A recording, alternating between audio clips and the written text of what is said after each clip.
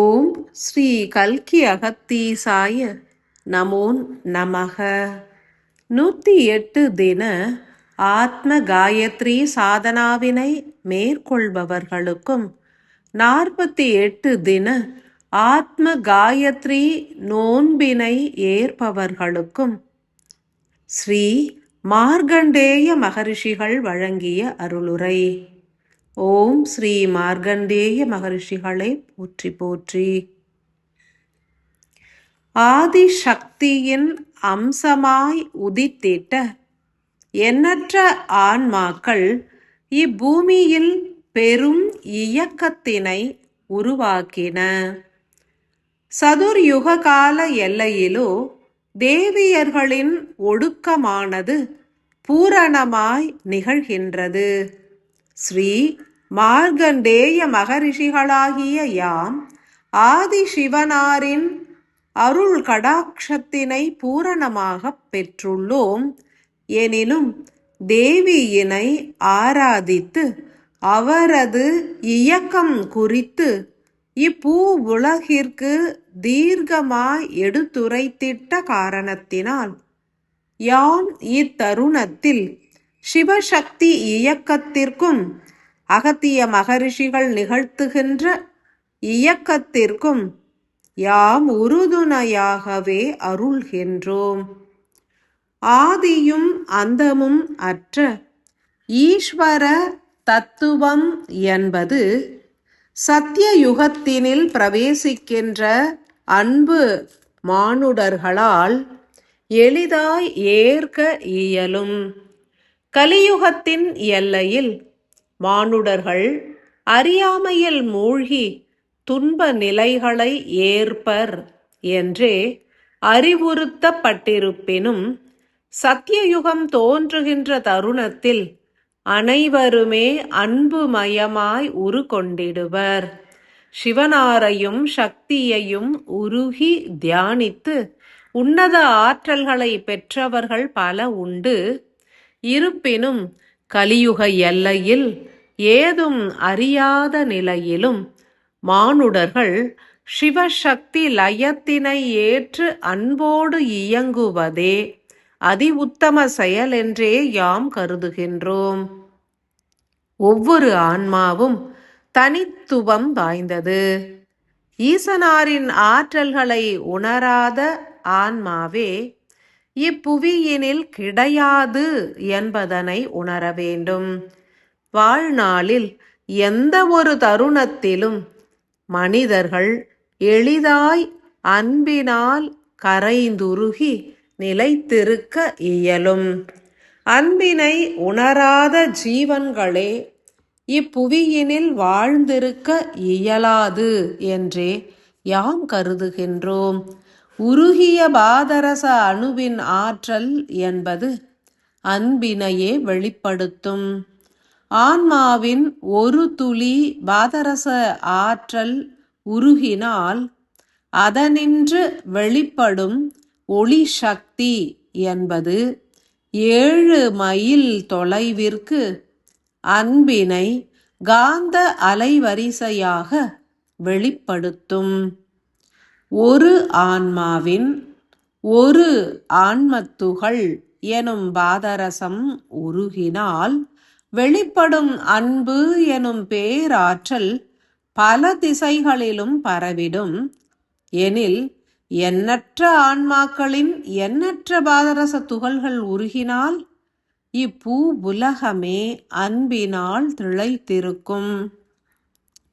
ஸ்ரீ மார்கண்டேய மகரிஷிகளாகிய யாம் எமது இயக்கம், எமது தன்மை, யாம் ஆற்றவுள்ள செயல்கள் ஆகியவற்றை குறித்து எடுத்துரைக்க முனைந்திடவில்லை என்றும் மானுட ஆன்மாக்களாகிய உங்களுடைய தன்மை, இயக்கம், நீங்கள் ஆற்றுகின்ற செயல்கள் ஆகியவற்றை குறித்தே எடுத்துரைத்திட முனைகின்றோம். ஆதி சிவனாரின் ஆசிகளை பெற்று சிரஞ்சீவியாக நிலைத்துள்ள யாம் ஆதி சக்தியின் பூரண ஆசிகளையும் பெற்றுள்ளோம். இப்பூ உலகினில் ரிஷிகளாய் வாழ்கின்ற காலத்தினிலேயே அன்னையாம் ஆதிசக்தியின் அன்பினை பூரணமாக யாம் உணர்ந்திட்டோம். ஆதிசக்தியே எமது சக்தியாகும், எமது இயங்கு ஆற்றல்களும் ஆகும். சக்தியானவர் இத்தருணத்தில் ஒடுங்குவதினால் எமது சக்தி நிலைகளும் ஒடுங்கத் துவங்கிவிடும். எனினும் யாம் சத்தியயுக வித்துக்களாய் மலர்கின்ற ஆன்மாக்களுக்கு எமது சிரஞ்சீவி தன்மையினை பகிர்ந்தே செயல்புரிவோம். ஸ்ரீசக்கர தியானங்களை ஏற்றுள்ள அனைவரும் உங்களது ஆன்மா மற்றும் உயிரின் நிலைப்பாடு குறித்தே அறிந்திடுங்கள். பல தினங்களாக ஸ்ரீசக்கர தியானம் புரிந்து ஆதி விளக்கு காயத்ரியினை ஆழ்ந்து உரைத்து போற்றிடும் அனைவரும் உங்களது தன்மையினில் உருவாகியிருக்கும் மாற்றங்களை உணர்ந்து கொள்ளுங்கள். தன்மை என்ற சொல்லே சத்தியம் உரைக்கும். தன்மை என்பது தன்னுடைய மைய ஆற்றல் என்றே பொருள்படும். தன் கூட்டல் மை என்பது ஒவ்வொரு மனிதரின் தன்மை எனும் குணநலனாக வெளிப்படுகின்றது. தியான நிலைகளை தொடர் செயலாய் ஏற்பதினால் மைய வெற்றிடம் அனைவருக்கும் பெருகி உள்ளது. எனில் உங்களது மைய வெற்றிடத்தினில் நிறைந்து வருகின்ற இறை ஒளியே உங்களது குணநலன் எனும் தன்மையாகவும் மலர்ந்துள்ளதனை உணர கடவது. உங்களுடைய இயக்கம் என்பதும் மென்மையாய் மலர்ந்துள்ளது. இதனை உணர முற்படல் வேண்டும். சொற்களாய் வெளிப்படும் ஓசையின் வீரியம் குன்றி உள்ளதனை அனைவரும் உணருங்கள். இயன்றால் அளவுகோல் கொண்டு ஓசையின் வீரியத்தினை அளந்து ஏற்றிடுங்கள். ஓர் மனிதனின் இயக்கம் என்பது எண்ணம், சொல் மற்றும் செயலாகவே அமைந்திருக்கும். சொற்களினால் உருவாகும் இயக்கம் என்பது ஓசை குன்றியே அமைந்திருக்கும்.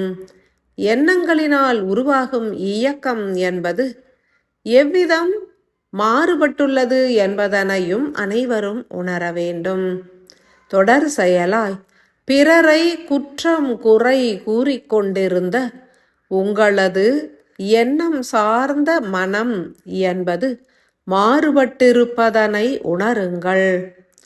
பிறரது நலம் நாடும் குணமும் மன்னிக்கும் பக்குவமும் நன்றி உணர்வும் ஓங்கி இருப்பதனை சுய ஆராய்ச்சி புரிந்து உணர்ந்து கொள்ளுங்கள்.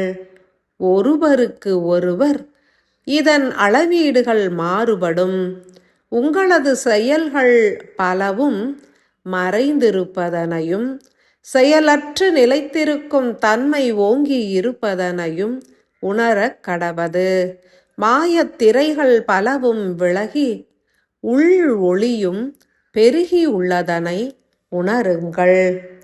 ஸ்ரீசக்கர தியானங்களை தொடர் செயலாய் ஏற்போர் யாவரும் அதன் மகிமை குறித்தே உணர வேண்டும்.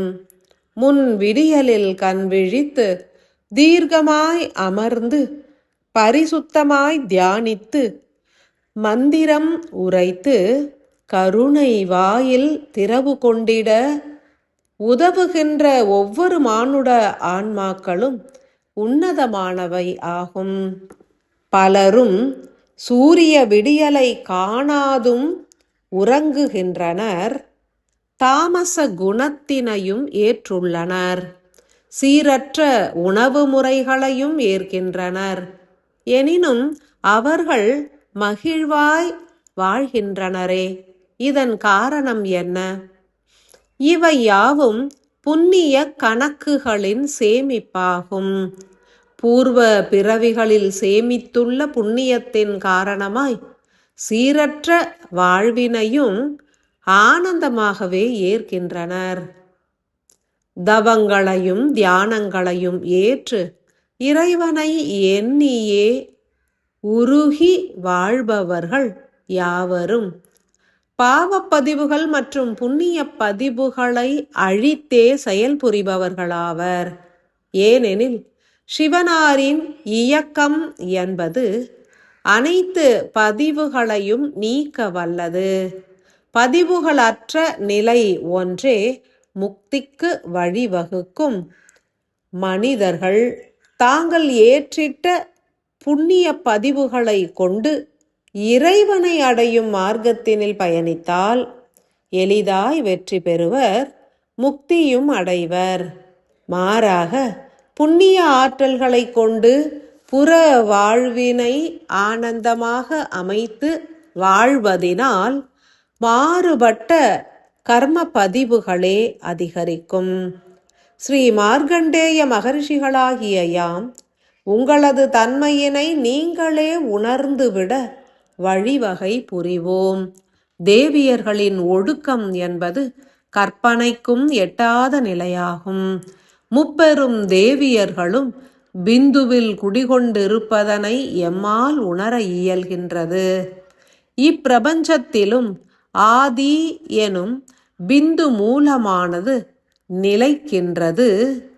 ஆ எனப்படும் ஆகாய ஆற்றலாகிய பாதரச சக்தியும் தீ எனப்படும் அக்னியாகிய தங்க ஆற்றலும் நிறைந்த முதன்மை மற்றும் மூலமான மின்காந்த அலைகளின் துவக்க புள்ளியே பிந்துவாகும். பிரபஞ்ச பிந்துவான ஆதியில் சக்திகளின் ஒடுக்கம் நிகழ்கின்றது. பிளவுற்ற அணுக்கள் ஒன்று கூடும் காட்சி அதி உன்னதமானது. யாம் தேவியர்களை போற்றி துதித்து அவர்களது இயக்கம் குறித்தும் மகாத்மியமாக வடித்தே அருளி உள்ளோம். பிளவுற்ற அணுக்கள் ஆதியில் கலப்புற்று ஜோதி பிழம்பாய் உருமாறி வருகின்றது.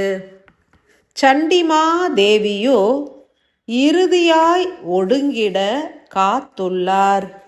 ஆதி காமாட்சியும் அகத்திய மகரிஷிகளும்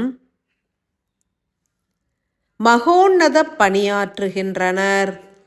தேவியர்கள் முழுமையாக ஒடுங்கிய பின்னர் நிகழ்பவை யாவும் எவராலும் கணிக்கப்பட இயலாததாகும். 108 தின இறுதியிலே நிகழ்த்தப்பட உள்ள பல்வேறு யாகங்களின் மூலமே தேவியர்கள் பூரணத்துவம் அடைந்து ஒடுங்கிடுவர் எனும் சத்தியத்தினையும் ஆதி சிவனார் மகா காலேஸ்வரராக வீரியமாக வெளிப்பட்டு இயங்கிடுவார் என்றுமே அனைவரும் உணர்ந்திடலாம்.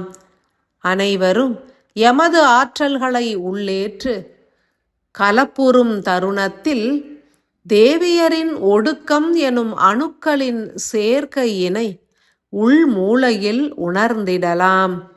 சூட்சமமாய் நிகழ்வதனை கண்காணித்து உணர்ந்து உய்வுறுங்கள்.